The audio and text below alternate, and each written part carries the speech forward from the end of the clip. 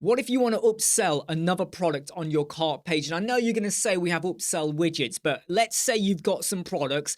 I want a button here that's now going to allow you to add a specific product to your cart. And we're going to do that with a free code snippet. The code snippets plugin is completely free from the WordPress repository. Go and grab it. Create a new snippet, add a title, then click the link in the video description to go and get this code.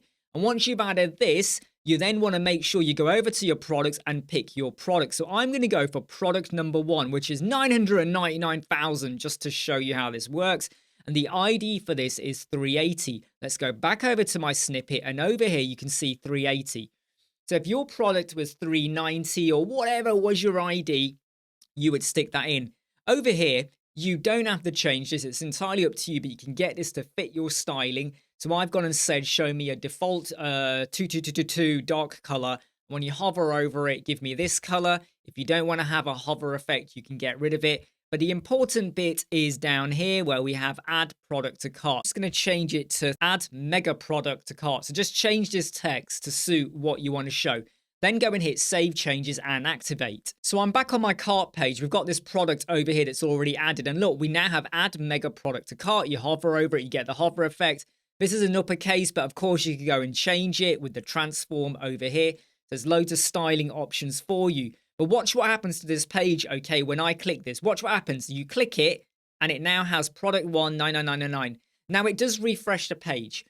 I could have gone to the nth degree and started to make it work more like an Ajax, but instead I found that it worked easier like this, especially when you look at the size of this code and what it's doing. I mean, you could almost argue that you get rid of all the style option and you're just going to have a very basic button. But what this does, I mean, if I go and click this again, it's obviously going to add in another one, so you've got to be careful of that. But you do still have the option to modify the quantity. So let's just say now you wanted to upsell another product. You're really hoping they're going to go for it. It might be something that people could go for or not. It might be a delivery option. It might be like expedite the delivery, so it will get to them within 2 days. So they got to hit the button if they want to have that added on. And it might be just something that people might have missed out on or overlooked as a variable as well. But this is better, I think, than having a separate upsell widget, which might sit below with loads of images and distractions, or even wording at the top, because this looks like it's part of the cart widget. It sits within this main framey little widget square boxy thing over here. So I think this could work with you or for you really, really well. Hey, I'm Imran Squadron. I hope you like, subscribe, share, and follow. I'll see you soon.